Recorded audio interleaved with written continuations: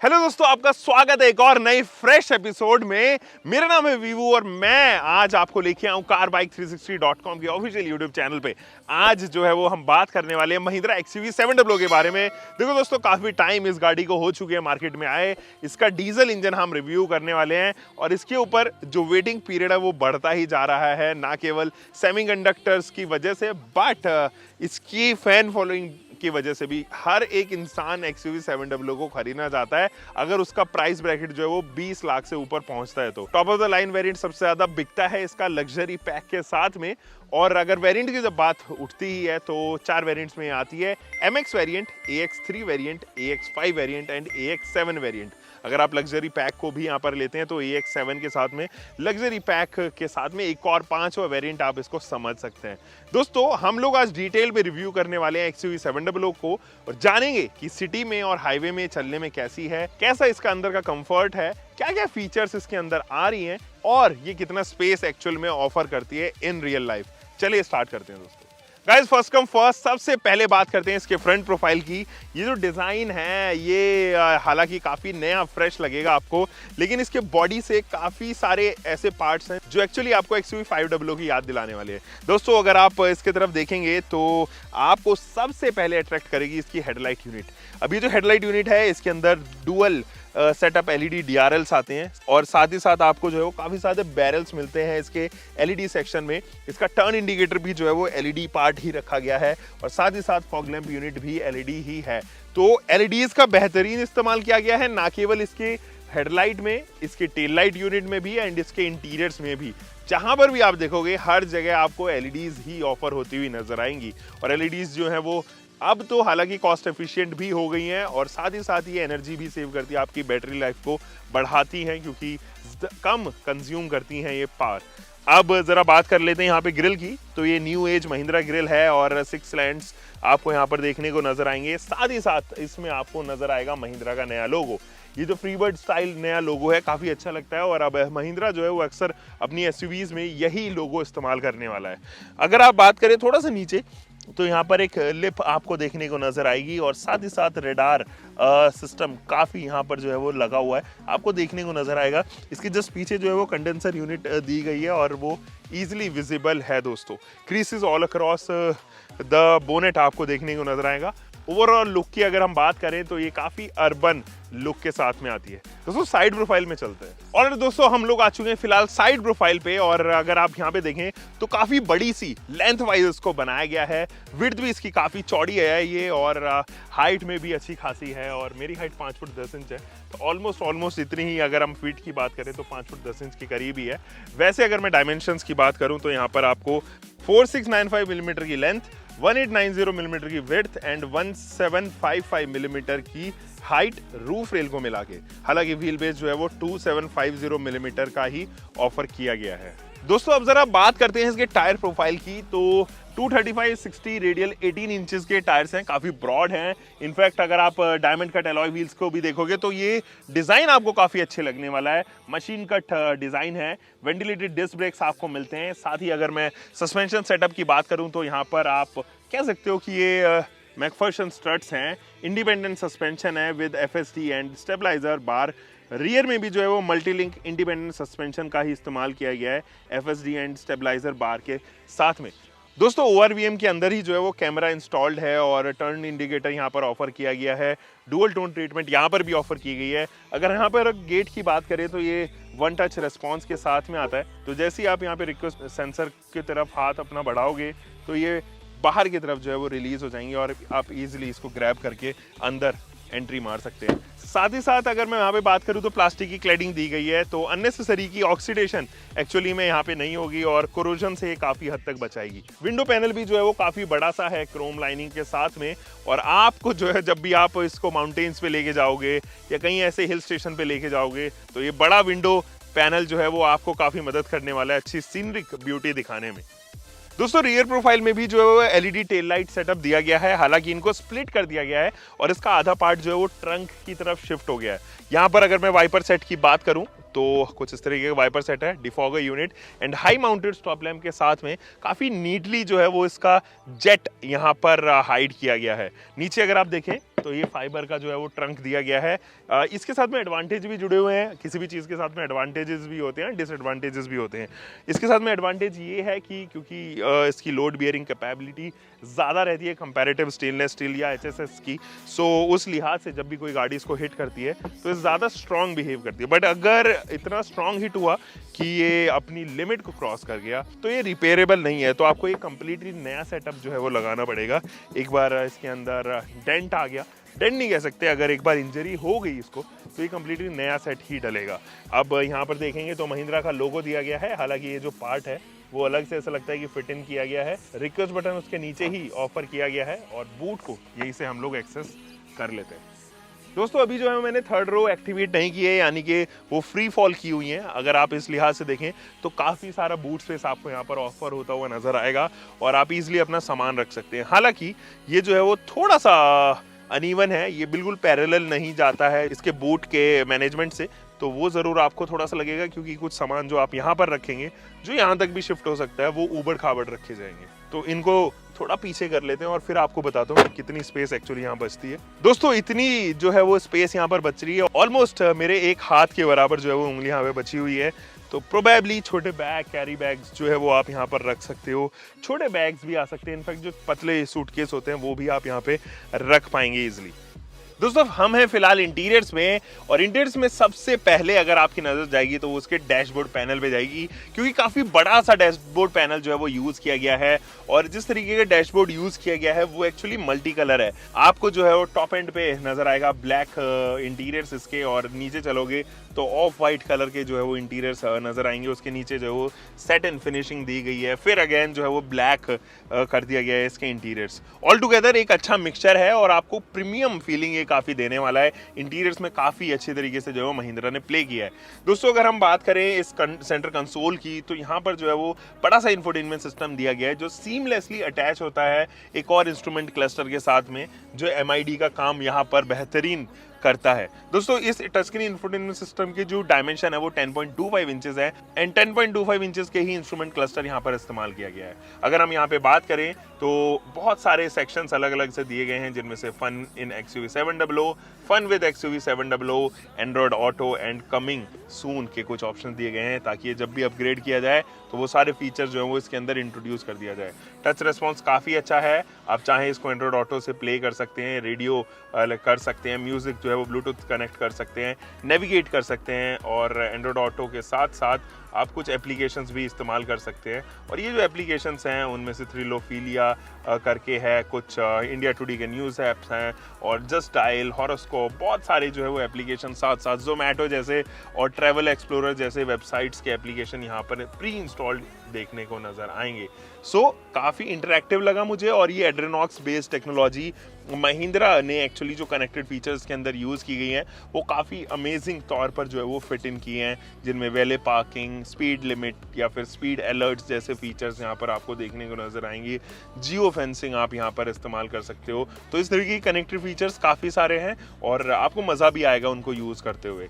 अब अगर मैं स्टीयरिंग व्हील की बात करूँ तो यहाँ पर ज़रूर अगर आप देखें तो सिल्वरिश फिनिशिंग के साथ में काफ़ी सारे इंटर्स दिए गए हैं, और यहाँ पर जो है वो आपको पियानो फिनिशिंग भी इस्तेमाल होती हुई नजर आएगी। स्टीयरिंग के जो लेफ्ट साइड में आपको जो है वो काफ़ी सारे कंट्रोल्स नजर आएंगे। ये जो कंट्रोल्स है वो सारे रिलेटेड हैं इंफोटेनमेंट सिस्टम से रिलेटेड। दोस्तों अगर आप राइट साइड चलेंगे तो यहाँ पर आपको जो है वो इंस्ट्रूमेंट क्लस्टर से रिलेटेड स्विचेस देखने को नजर आएंगे। महिंद्रा का बड़ा सा लोगो जो है वो उसके स्टीयरिंग के जस्ट बीच में फिट इन किया गया है। दोस्तों इंस्ट्रूमेंट क्लस्टर की अगर मैं बात करूँ तो उसको कंप्लीटली डिजिटल रखा गया है। आप अलग अलग तरीके से जो है वो उसकी थीम्स को इस्तेमाल कर सकते हो, या इंफॉर्मेशनल यूसेज जिस तरीके से भी आप इस्तेमाल कर सकते हो। तो मैंने अभी इंफॉर्मेशन पे स्विच इन किया है। आप डिस्टेंस टू एम्प्टी यहाँ देख सकते हैं, टाइम देख सकते हैं कब से कितने घंटे जो है वो तब से चली है, एवरेज स्पीड यहाँ पर आपको देखने को नजर आएगा, डिस्टेंस टू एम्प्टी वगैरह, लेन चेंज, और बहुत सारे डैशबोर्ड सिंबल्स आपको ऑफर किए गए हैं। लेफ्ट साइड पे अगर आप देखेंगे तो स्पीडोमीटर, एंड राइट साइड में टैकोमीटर विद गियर इंडिकेटर यहाँ पर देखने को नजर आएंगे।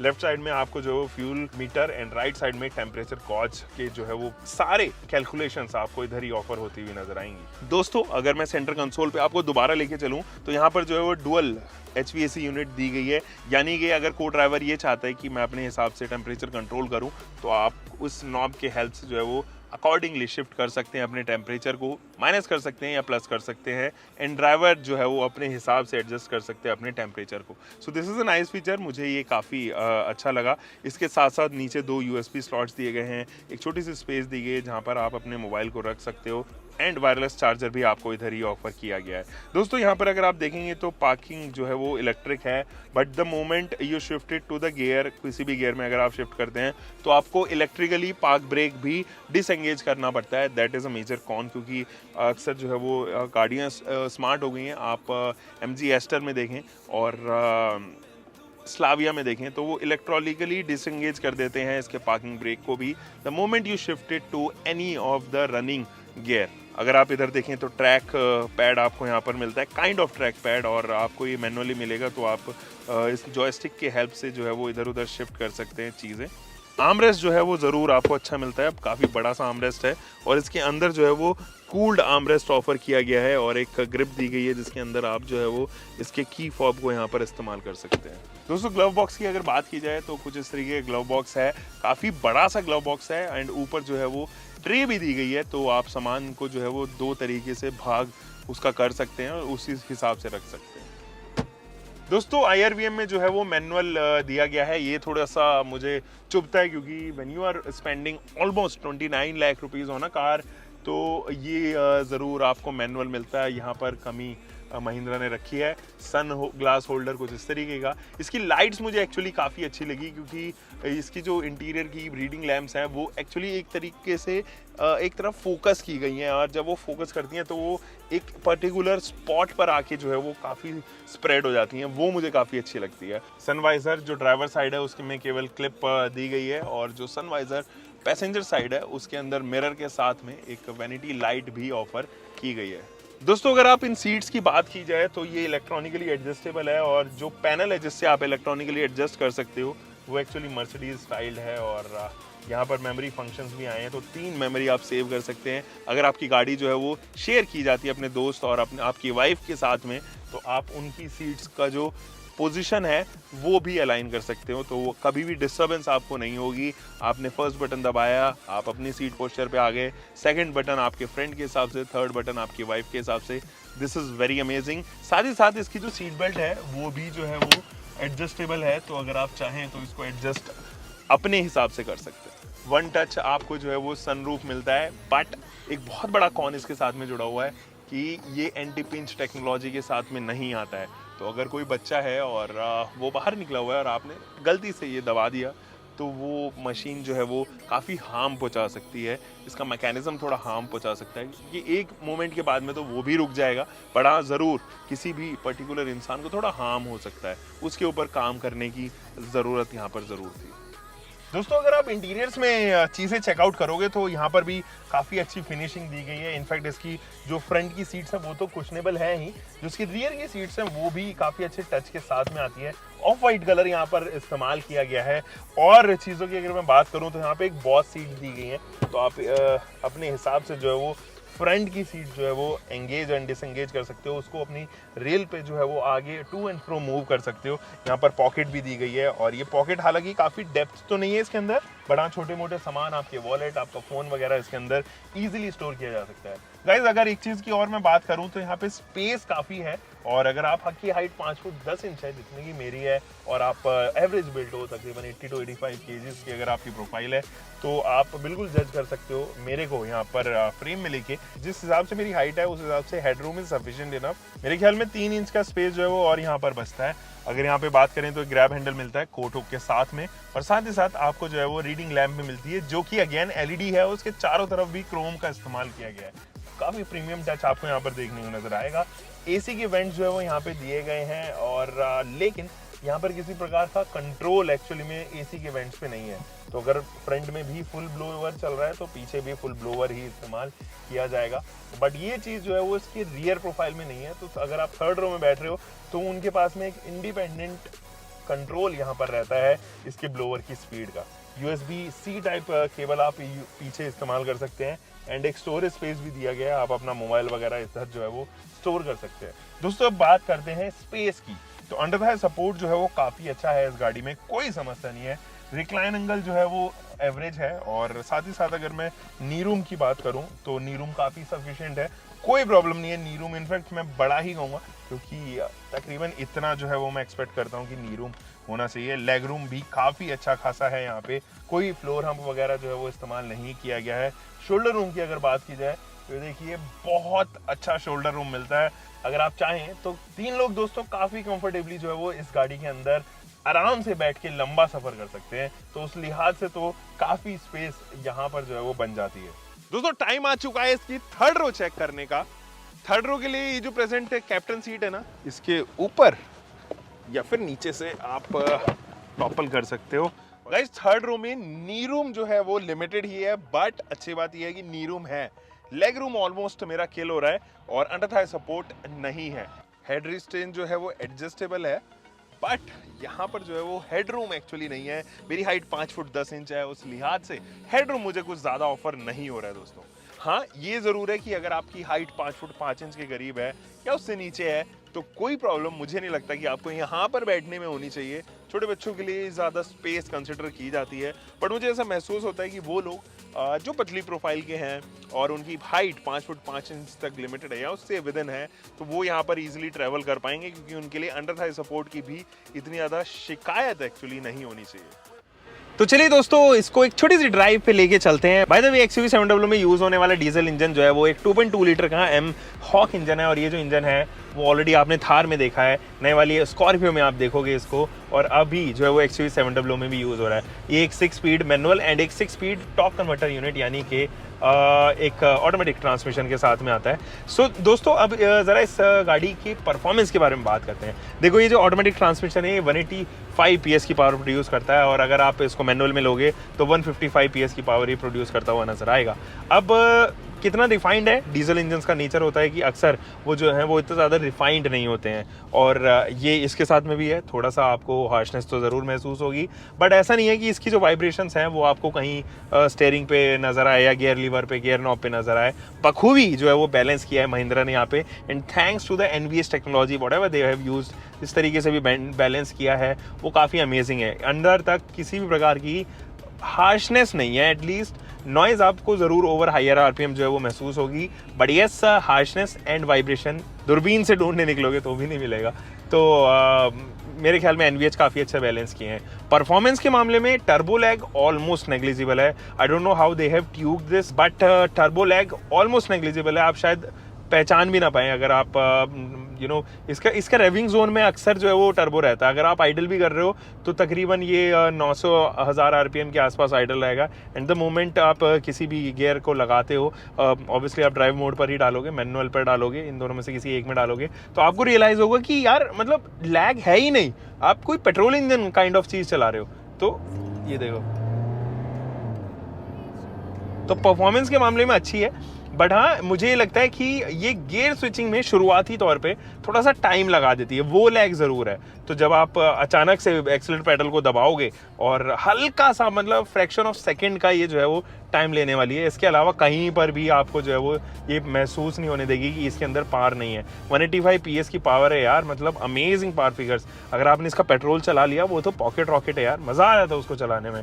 ये डीजल इंजन मुझे तकरीबन 10 से 12 किलोमीटर पर लीटर का जो है वो माइलेज दे रहा है फिलहाल, और अगर मैं MID की बात करूँ तो यहाँ पर भी 9.7 किलोमीटर पर लीटर का माइलेज फिलहाल अभी सिटी में दे रहा है। मैं इसका एयर कंडीशनिंग यूनिट से काफ़ी इंप्रेस्ड हूँ, बहुत चिल रखता है और तकरीबन 7-8 मिनट ही मैक्स लगाता है। काफ़ी अच्छा इसका एयर कंडीशनिंग यूनिट है, जिस तरीके से कंडेंसर यूनिट एंड कंप्रेसर के ऊपर काम किया गया है, अमेजिंग, मैं काफ़ी इंप्रेस्ड हूँ। स्टीयरिंग व्हील काफ़ी लाइट वेटेड है एंड हायर स्पीड्स पर जो है ये वेट अपना गेन करता हुआ चला जाता है, तो हायर स्पीड्स पर आपको जो है वो कोई भी परेशानी एक्चुअली महसूस होने की ज़रूरत नहीं पड़ेगी, कुछ भी किसी भी तरीके की जो है वो आपको परेशानी नहीं होगी। ब्रेकिंग के ऊपर अच्छा काम किया गया है, फ्रंट में भी और रियर में भी जो है वो आपको डिस्क ब्रेक्स देखने को नजर आएंगे। हॉर्न भी, इसका हॉर्न की पिच भी जो है वो काफ़ी अच्छी है, कुछ इस तरह की हॉर्न है। हेडलाइट यूनिट अमेजिंग, मतलब जगमगा जाता पूरा रास्ता अगर आप इसकी हेडलाइट यूनिट इस्तेमाल करें। अगर हाई बीम कर दिया तो आपको लगेगा कि उजाला हो गया, दिन निकल चुका है, तो हाई बीम आपको अक्सर एक्चुअली नहीं चलानी चाहिए। अगर आप इसको ऑटो पे रखोगे और ऑटो पे हाई बीम करोगे तो ये ऑटोमेटिकली जो है वो लो बीम पर कर देगा, अनलेस एंड अनटिल जो है वो सामने से कोई ट्रैफिक ना आ रहा हो। अगर आपके सामने से कोई ऑलरेडी व्हीकल आ रहा है जिसकी हेडलाइट यूनिट ऑन है तो ये अपने आप लो बीम कर देगा, विच इज़ अमेजिंग। और दोबारा से आपको हाई बीम करने की जरूरत नहीं पड़ेगी क्योंकि ऑटोमेटिकली हाई बीम करके रखेगा आपके लिए। और इसका बूस्टर लैम्प भी काफ़ी मददगार है। जब आपकी स्पीड एक लिमिटेड स्पीड से क्रॉस, जब आपकी गाड़ी जो है वो एक लिमिटेड स्पीड को क्रॉस करती है तो ये बूस्टर लैम्प एक्टिवेट हो जाते हैं। By the way, suspension unit से मैं बहुत ज़्यादा खुश नहीं हूँ।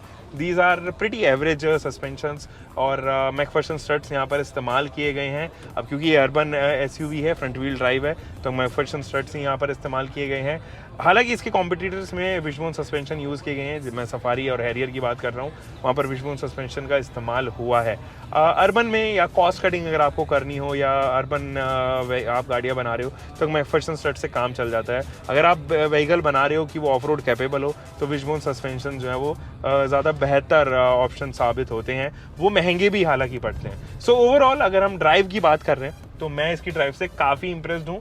एक्चुअली में आप एफर्टलेस ड्राइविंग है और काफ़ी कंफर्टेबल एक्चुअली इसकी सीट्स हैं और व्यू भी काफ़ी अच्छा है। ए पिलर भी जो है वो पतला रखा गया है, थोड़ा सा नज़दीक ही रखा गया है, तो यू टर्न मारते टाइम या किसी माउंटेन पे चढ़ते टाइम, क्रॉल करते टाइम, यू पिन क्रॉस करते टाइम आपको कोई भी प्रॉब्लम महसूस नहीं होगी। और साथ ही साथ इसका 360 डिग्री कैमरे के बारे में मैं बात करना भूल गया। अमेजिंग परफॉर्मेंस, मतलब मज़ा ही आ गया। मुझे नहीं लगता कि 40 लाख के विदिन अगर मैं किसी भी गाड़ी को यहाँ पर देखूँ तो इससे बेहतर कैमरा किसी के अंदर यूज़ किया गया होगा।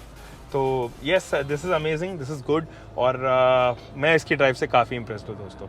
गाइज ये तो था इन डेप्थ रिव्यू XUV 700 का। बाय द वे मैं आपसे जो है वो इसके कंपटीशन शेयर करना भूल गया दोस्तों। प्राइस पॉइंट को देखते हुए अगर बात की जाए तो ये गाड़ी जो है वो कम्पीट करती है टाटा की सफारी के साथ में, और इसका जो 5 सीटर वर्जन है वो टाटा हैरियर के साथ में जो है वो यहाँ पर कम्पीट करता हुआ नजर आता है। हालांकि जब इसकी प्राइसिंग की बात की जाए तो इनोवा क्रिस्टा, साथ ही साथ जीप कंपास जैसे प्रोडक्ट भी यहाँ पर जो है वो शामिल हो जाते हैं। तो ये 2, 3, 4 कंपटीशन जरूर है, बट ये अपने सेगमेंट में सबसे ज्यादा वैल्यू फॉर मनी साबित होती है for the features it offers and for the engine option जो इसके अंदर आए हैं। ये जो इंजन ऑप्शंस हैं वो बाय द वे मैं आपको बता दूं, एक M स्टैलियन करके भी इसमें इंजन आता है जो पेट्रोल इंजन है, और ये जो पेट्रोल इंजन है वो 2.0 लीटर का इंजन है, वो तकरीबन 200 PS की पावर प्रोड्यूस करता है। What an amazing performance it gives over road. जब आप शार्प कट्स लेते हैं बहुत अच्छा मैनोवर करता है। सो दोस्तों ये तो था एक डिटेल्ड रिव्यू। आपको ये रिव्यू कैसा लगा आप मुझे नीचे कमेंट सेक्शन में जरूर बताने वाले हो। हम मिलेंगे एक और नई फ्रेश एपिसोड में। आपको तब तक क्या करना है, सब्सक्राइब कर लेना दोस्तों हमारा चैनल। तब तक के लिए until for the next time, bye bye, take care and keep loving your car and bike, whatever vehicle you are having. Drive safe दोस्तों।